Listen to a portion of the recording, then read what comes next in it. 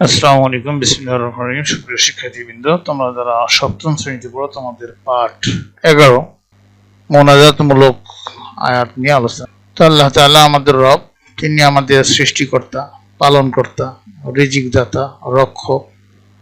তিনি অমুখাপেক্ষী ও স্বয়ংসম্পূর্ণ। তিনি আমাদের আলো, বাতাস, পানি, খাদ্য ইত্যাদি দান। পৃথিবীর সকল নিয়ামত তারই দান। তিনি আমাদের বিপদ আপদ থেকে রক্ষা করেন। তার দয়া করুণাতেই আমরা দুঃখ কষ্ট থেকে, এক কথায় সকল কিছু তারই অধীন। তার হুকুমেই সবকিছু পরিচালিত হয়। পার্থিব জীবনে আমাদের যা কিছু প্রয়োজন তাও তিনি দান করেন।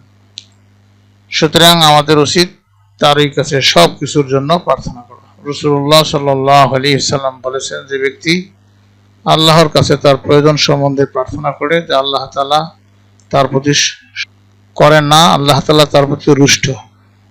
জামি তিরমিজি। আল্লাহ তাআলার নিকট সবকিছু চাওয়ার মাধ্যমে হলো মোনাজাত করা। মোনাজাতের মাধ্যমে আমরা আল্লাহর নিকট আমাদের চাহিদা জানাতে পারি। আল কোরআনে মোনাজাতমূলক বহু আয়াত রয়েছে। এই পাঠে আমরা এরূপ 3টি মোনাজাতমূলক আয়াত শিখব, অথবা এর মাধ্যমে আল্লাহ তাআলার কাছে মোনাজাত করব।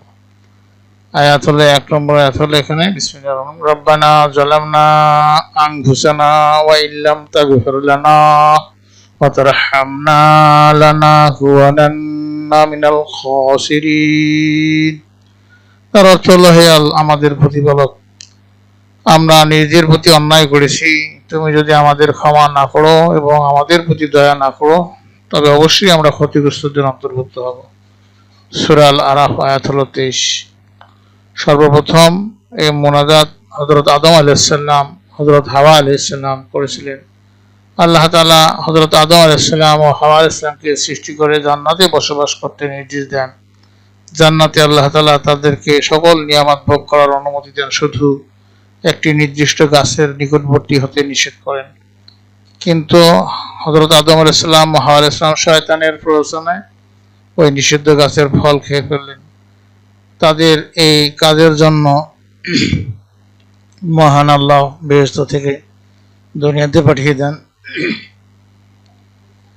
দুনিয়া এসে হযরত আদম আলাইহিস সালাম ও হাওয়া আলাইহিস সালাম তাদের ভুল বুঝতে পারেন। তারা আল্লাহর নিকট ক্ষমা প্রার্থনা করে কান্নাকাটি করতে থাকেন। পরিশেষে আল্লাহ তাআলা দয়া পরবশ হয়ে তাদের উপযুক্ত মোনাজাত শিক্ষা দেন। অতঃপর হযরত আদম আলাইহিস সালাম ও হাওয়া আলাইহিস সালাম এই মোনাজাতের মাধ্যমে ক্ষমা প্রার্থনা করেন। ফলে আল্লাহ তাআলা তাদের দোয়া কবুল করেন ও ক্ষমা করে দেন। এই আয়াত অত্যন্ত গুরুত্বপূর্ণ। মোনাজাত প্রকাশ্যে অপ্রকাশ্যে, ইচ্ছা অনিচ্ছায় আমরা নানা রকম পাপ করে থাকি। আমরা আল্লাহ তাআলার আদেশ নিষেধ লঙ্ঘন করে থাকি। এমত অবস্থায় আমাদের উচিত অপরাধসমূহ স্বীকার করা, অতঃপর মোনাজাতের মাধ্যমে আল্লাহ তাআলার নিকট ক্ষমা প্রার্থনা করা। তাহলে আশা করা যায় আল্লাহ তাআলা আমাদের প্রতি দয়া করবেন এবং আমাদের মাফ করে দিবেন। আয়াত হলো 2। বিসমিল্লাহির রহমানির রহিম, রব্বানা আতিনা মিন লাদুনকা রাহমাতাও ওয়া হাইয়্যি লানা মিন আমরিনা রাশাদা।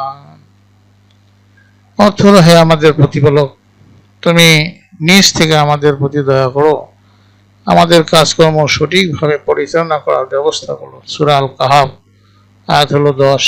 মোনাজাতটি আসহাবে কাহাফের যুবকগণ করেছিলেন। আল্লাহ তাআলা সূরা কাহাফে তাদের ঘটনা মোনাজাত উল্লেখ করেছেন।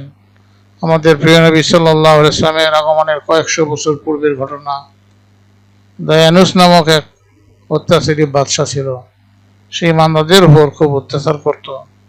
তার অত্যাচার থেকে রক্ষা পাওয়ার জন্য কয়েকজন যুবক পাহাড়ের গুহায় আশ্রয় নেন। তাদের সাথে একটি কুকুরও ছিল। তাদেরকে আসহাবে কাহাফ বলা হয়। তারা গুহাতে আল্লাহর তাআলার ইবাদতে মশগুল থাকতেন। গুহায় থাকা অবস্থায় তারা আল্লাহ তাআলার সাহায্য প্রার্থনা করে এই মোনাজাত করেন। আল্লাহ তাআলা তাদের দোয়া কবুল করেন। নেককার ও পুণ্যবানগণ কখনোই আল্লাহ তাআলার ইবাদত ত্যাগ করেন না। শত অত্যাচারেও তারা যথাযথভাবে মহান আল্লাহর ইবাদতে মশগুল থাকেন। এজন্য প্রয়োজনে নিজেদের ঘর বাড়ি, দেশ ত্যাগ করতে পিছপা হন না। আমরাও তাদের মতো আল্লাহ তাআলার ইবাদত করব, কোন অবস্থাতেই আল্লাহ তাআলার ইবাদত ছাড়ব না। বরং কোনো অসুবিধা দেখা দিলে আল্লাহ তাআলার নিকট সাহায্য প্রার্থনা করব, ফলে তিনি আমাদের প্রতি অনুগ্রহ করবেন এবং আমাদের সকল কাজ সঠিকভাবে সম্পন্ন করতে সাহায্য করবেন। এরপরে আয়াত নম্বর 3 হলো বিসমিল্লাহির রহমানির রহিম রব্বানা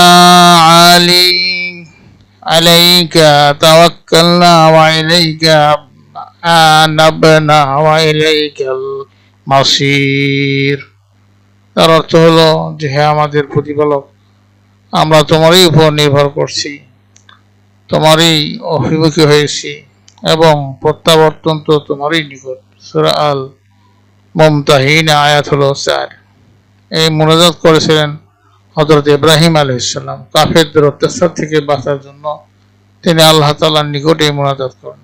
বস্তুত আল্লাহ তাআলা সকল কিছুর মালিক, তার দয়া অনুগ্রহ ব্যতীত আমরা কোনো কিছু করতে পারবো না। সুতরাং সুখ দুঃখ আনন্দ বেদনা সকল অবস্থায় আমরা আল্লাহ তাআলার দয়ার উপর নির্ভর করব, সকল কাজে তারই অভিমুখী হব, তাহলে আল্লাহ তাআলা আমাদের সাহায্য করবেন। উক্ত মোনাজাত আমাদের শিক্ষা প্রদান করে। প্রিয় শিক্ষার্থীবৃন্দ, তোমাদের দলগত কাজ হলো তোমরা মোনাজাতমূলক আয়াত 3টি অর্থ সহ একে অন্যকে মুখস্থ করবে। আর তোমাদের বাড়ির কাজ হলো শিক্ষার্থীরা তোমরা মোনাজাতমূলক আয়াত 3টি পড়ার টেবিলের সামনে ঝুলিয়ে রাখার জন্য সুন্দর করে একটি পোস্টার তৈরি করবে। আগামী ক্লাসে আমরা পাঠ 12 নিয়ে আলোচনা করব, আল হাদিস। তো তোমাদের সার্বিক মঙ্গল ও সুস্বাস্থ্য কামনা করে এবং আগামী ক্লাস দেখার আমন্ত্রণ জানিয়ে আজকে এখানে বিদায় নিচ্ছি। খোদা হাফেজ।